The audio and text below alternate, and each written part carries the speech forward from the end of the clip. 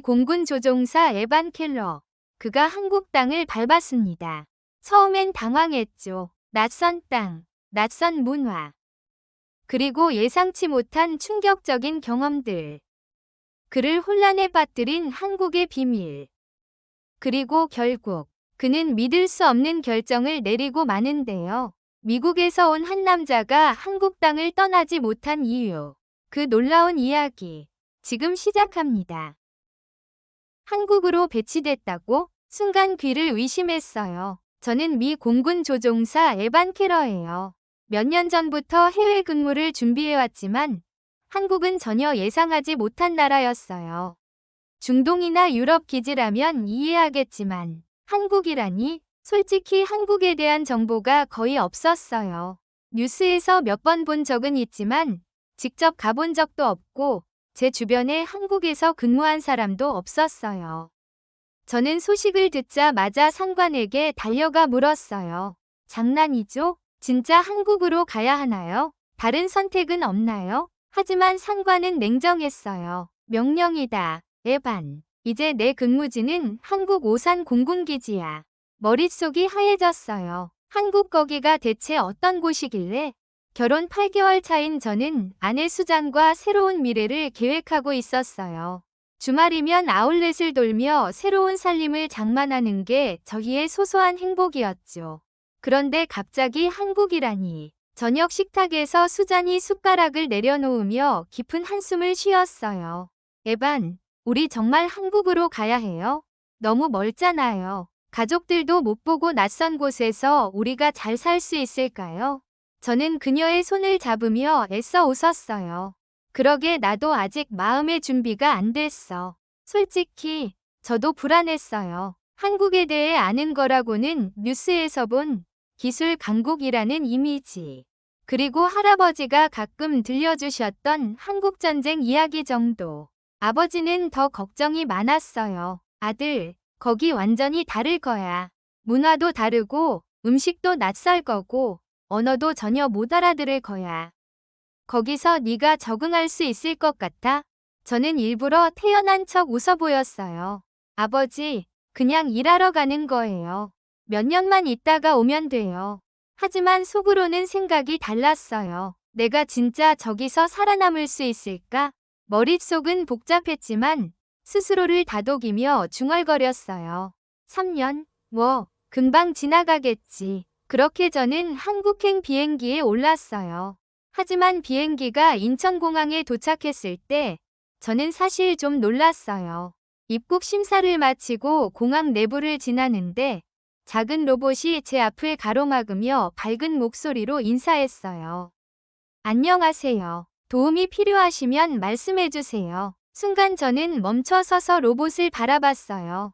우와, 이거 뭐야. 언젠가 신문에서 얼핏 공항 로봇의 기사를 읽은 적이 있었는데 그게 지금 제 눈앞에 나타난 거예요. 목적지를 입력하자 로봇이 부드럽게 움직이며 길을 안내해줬어요. 공항에 로봇이 돌아다니는 나라라니 한국은 미래 도시 같아.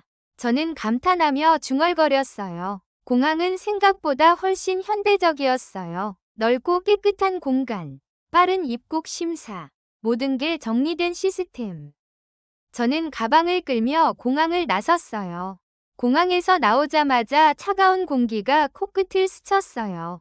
서울의 겨울은 생각보다 훨씬 날카로웠어요. 숨을 들이마실 때마다 찬 공기가 폐 깊숙이 들어와 몸이 저절로 움츠러들었어요. 택시에 올라탄 후 저는 창밖을 바라봤어요. 도시는 밤이 깊었는데도 활기가 넘쳤어요. 수천 개의 불빛이 거리 곳곳을 밝히고 있었고 높은 빌딩 사이로 전광판들이 반짝이고 있었어요. 생각했던 한국의 모습과는 사뭇 달랐어요. 전통적인 건물 몇 개만 있는 작은 나라인 줄 알았는데 지금 제 눈앞에 펼쳐진 도시는 뉴욕이나 LA 못지않게 현대적이었어요. 드디어 숙소 앞에 도착했어요. 미국 집을 나선 지 꼬박 하루 만에 쉴 수 있다는 생각에 갑자기 피곤함이 몰려왔어요. 짐을 가지고 숙소 문을 열고 들어선 순간 발바닥에서부터 전해지는 따스한 온기. 에반. 바닥에서 열이 올라와요. 수잔이 맨발로 서 있다가 눈을 동그랗게 떴어요. 저도 얼른 손을 대봤어요. 따뜻한 기온이 스르르 퍼지는 순간 모든 게 이해됐어요. 설마 이게 그 온돌? 최근 미국에서도 온돌 아파트 가임기라는 얘기를 들었어요. 하지만 직접 경험해보니 생각보다 훨씬 더 기분 좋은 따뜻함이었어요. 바닥에서 올라오는 은은한 온기가 공기까지 포근하게 덮여주고 있었어요. 히터처럼 건조하지도 않고 따뜻함이 오래 지속되는 느낌이었어요.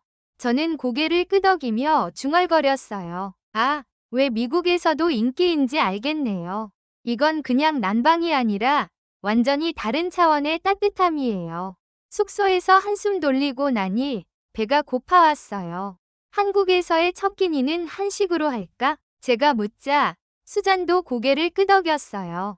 우리는 근처 식당으로 들어갔어요. 문을 열고 들어가니 구수한 냄새가 코끝을 스쳤어요.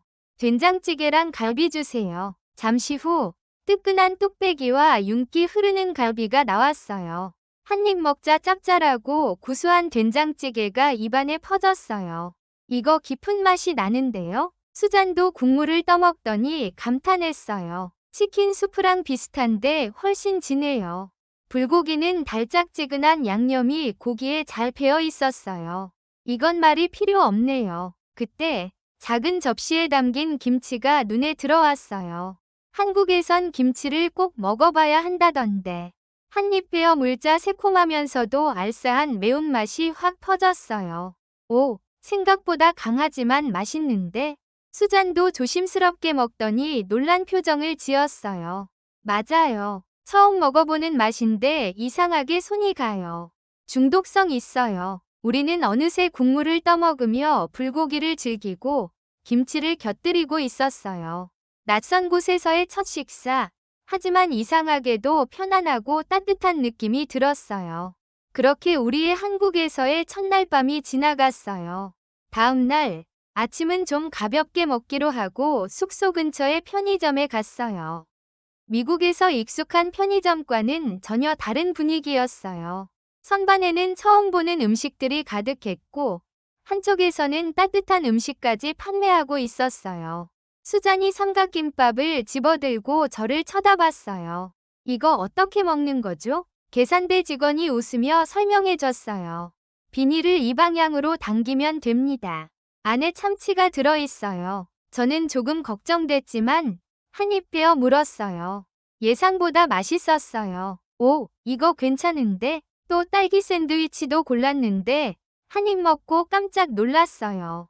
이거 딸기랑 생크림이 들어있어. 근데 엄청 맛있어. 수잔은 웃음을 터뜨렸어요. 딸기 샌드위치요? 신기하네요. 그렇게 한국에서의 첫 식사는 편의점에서 가벼운 요기로 시작했어요. 그 다음으로 지하철을 타보기로 했어요. 수잔은 기차 타는 걸 좋아했고 저도 한국의 대중교통이 어떤지 궁금했어요. 플랫폼에 도착하자마자 저는 순간 멈춰 섰어요. 누가 시킨 것도 아닌데 사람들은 자연스럽게 줄을 서서 차례를 기다리고 있었어요. 밀치거나 새치기 하는 사람도 없었고 모두가 조용했어요. 여기 정말 정돈되어 있네. 저는 감탄하며 중얼거렸어요. 열차가 도착하자 사람들은 서두르지 않고 차분하게 승차했고 안으로 들어가니 더 놀라웠어요. 이게 진짜 대중교통 맞아? 쓰레기 하나 없이 깨끗한 좌석, 조용한 승객들, 그리고 차분한 분위기. 수잔도 눈을 동그랗게 뜨고 주변을 둘러봤어요. 우리나라 지하철이랑 완전 다르네요. 그때였어요. 한 노인이 천천히 열차에 올라타자 근처에 앉아있던 젊은 남성이 아무 말 없이 자리에서 벌떡 일어나더니 자연스럽게 자리를 양보했어요. 저는 수잔을 쿡 찌르며 속삭였어요. 오, 저거 봤어요? 그냥 아무렇지도 않게 자리를 내주네요. 미국에서는 어르신이 타도 못 본 척하는 경우가 많았거든요. 그런데 여기서는 마치 당연한 일처럼 자리를 내주는 모습이 너무 인상 깊었어요. 이곳은 우리가 알던 세상과 다르다.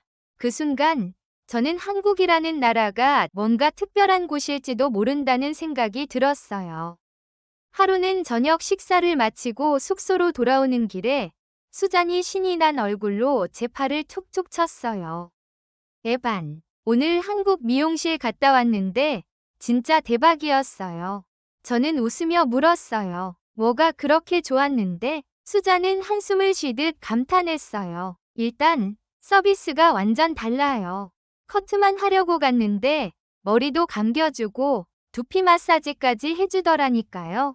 머리를 감겨준다고? 그냥 커트하는 거 아니었어? 아니요. 커트 전에 먼저 샴푸를 해줬더니 커트 끝나고도 다시 감겨주더라고요. 그리고 목 마사지까지. 와, 이건 그냥 VIP 대접이에요. 저는 놀라 웃음을 터뜨렸어요. 그럼 돈 꽤 나왔겠네? 수잔이 고개를 저었어요. 그게 제일 충격적이었어요. 미국에서라면 $100는 넘었을 텐데 여기선 15,000원 정도? 서비스까지 이렇게 좋은데 가격도 저렴하니까 진짜 감동이었어요. 그녀는 거울을 보며 머리를 만지작거렸어요. 그리고 커트 실력이 진짜 좋아요. 내 얼굴형에 맞게 길이도 조절해주고 원하는 스타일을 말하니 딱 제가 얘기했던 대로 해주더라니까요. 저는 피식 웃으며 고개를 끄덕였어요. 하긴 한국이 미용 강국이라고 하긴 하더라. 수잔이 빙긋 웃으며 제 머리를 가리켰어요. 에반, 당신도 한번 가봐요. 여기선 그냥 머리 자르는 게 아니라 힐링하는 기분이에요.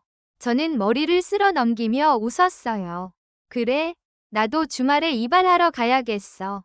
어느 날은 수잔과 카페에서 커피를 마시고 있는데 옆자리 남성이 갑자기 일어났어요. 그는 비싸 보이는 노트북과 최신형 스마트폰을 테이블 위에 그대로 두고 자리를 떠났어요. 저기요. 제가 작게 부르려다 멈췄어요. 수잔이 제 팔을 잡았거든요. 뭐 하려고요? 수잔이 물었어요. 저 사람한테 물건 놓고 간다고 알려주려고. 누가 훔쳐갈 수도 있잖아. 제 목소리는 긴급함으로 가득 찼어요. 하지만 그는 이미 시야에서 사라지고 없었어요. 저는 테이블 위의 노트북과 시계를 계속 번갈려 확인하며 초조하게 기다렸어요. 사람들이 옆자리를 지나가고 심지어 몇몇은 그 테이블을 쳐다보기까지 했지만 아무도 손을 대지 않았어요.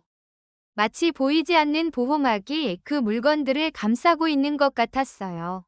5분 후, 그 남성이 커피 한 잔을 더 들고 느긋하게 돌아왔어요.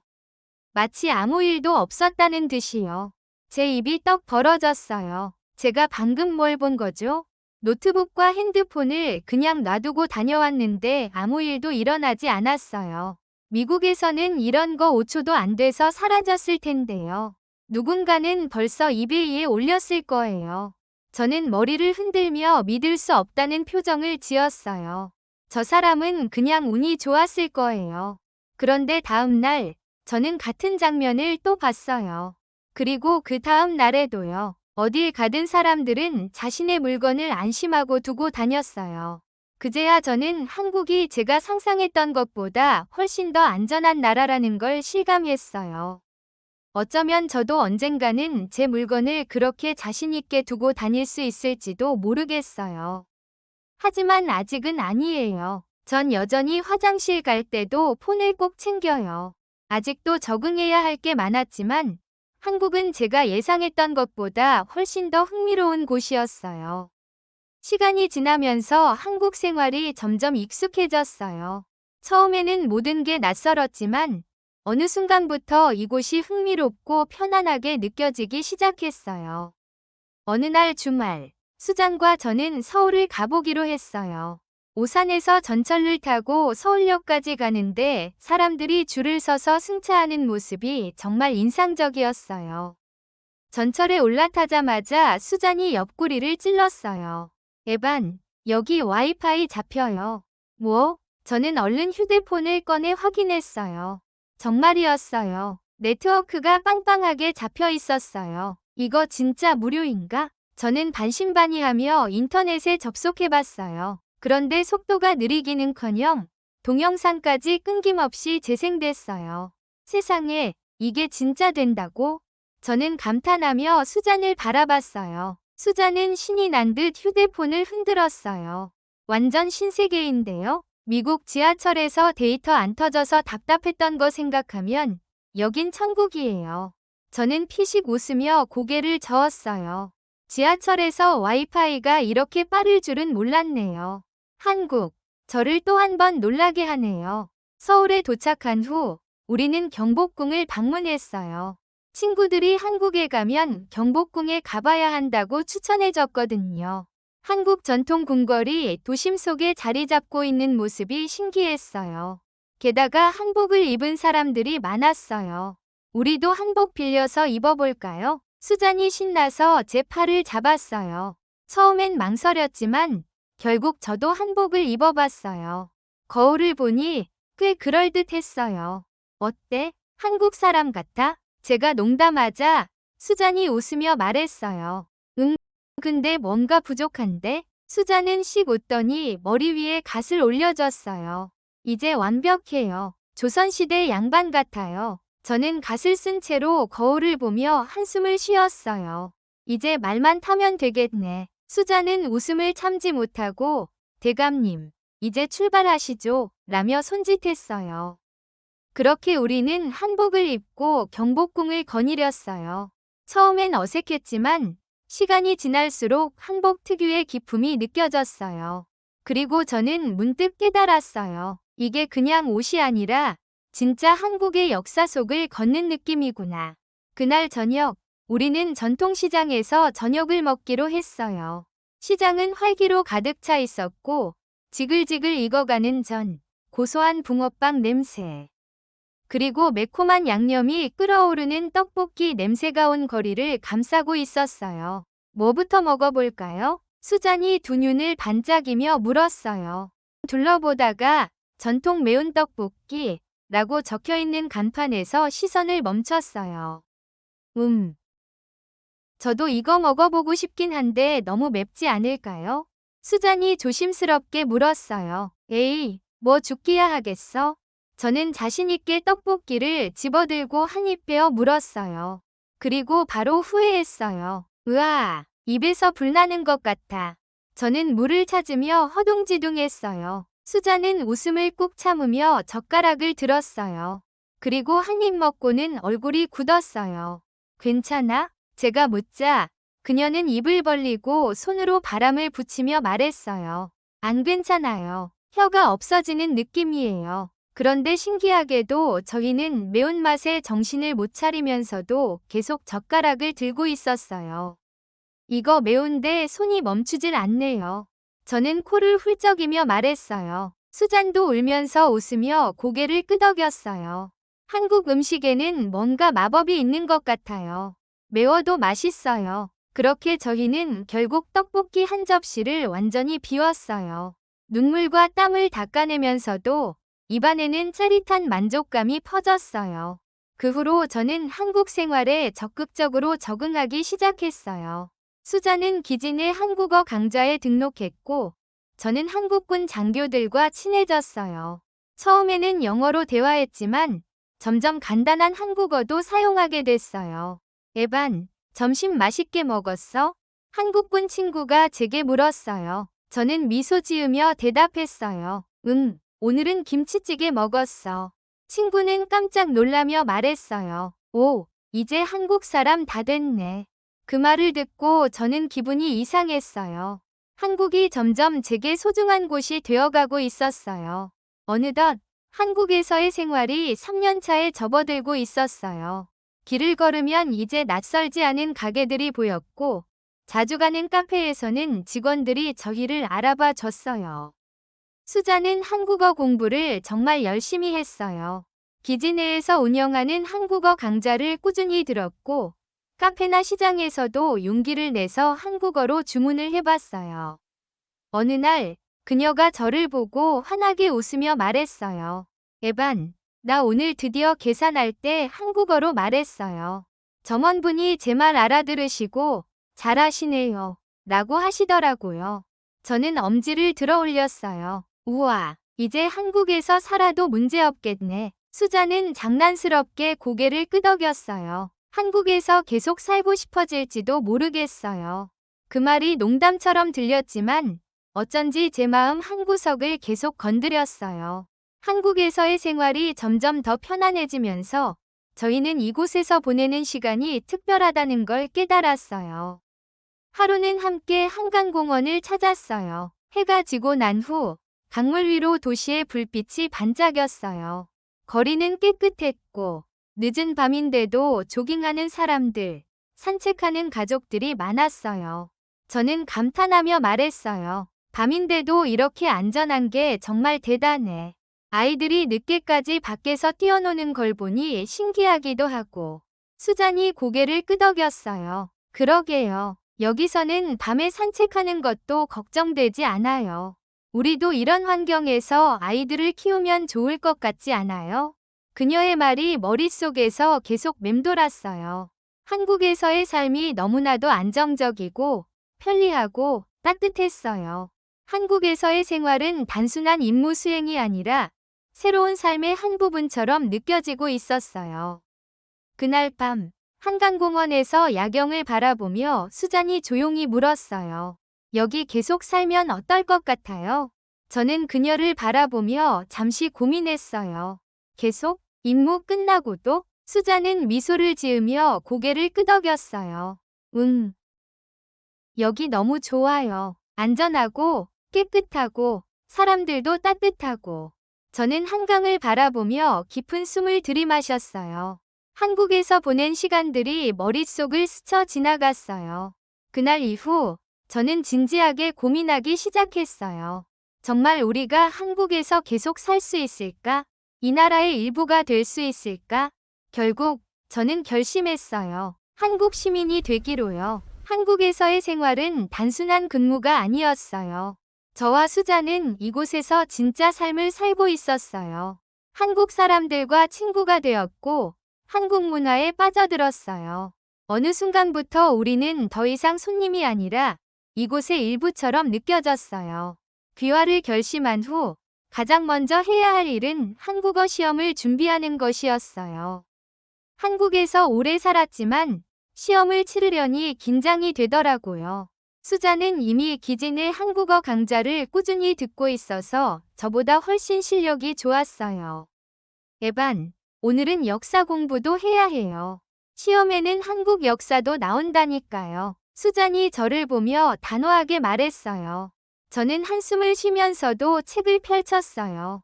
알겠어. 근데 한글이 아직도 어렵단 말이야. 그래도 매일 조금씩 공부했고 시험을 치른 날에는 긴장하면서도 설렜어요. 결과가 나오고 나서 우리는 서로를 꼭 안았어요. 우리 진짜 한국 사람이 될 수 있어요. 그날 밤 수잔은 말했어요. 이제 여기가 우리 집이네요. 저는 창밖을 바라보며 조용히 웃었어요. 그래, 이제 한국은 제 2위 고향이에요. 시간이 지나고 드디어 귀화 절차가 끝났어요. 한국 국적을 취득하는 날, 저는 감격스러웠어요. 이 나라가 더 이상 낯선 곳이 아니라는 게 실감났어요. 우리는 여전히 한국에서의 새로운 삶을 즐기고 있어요.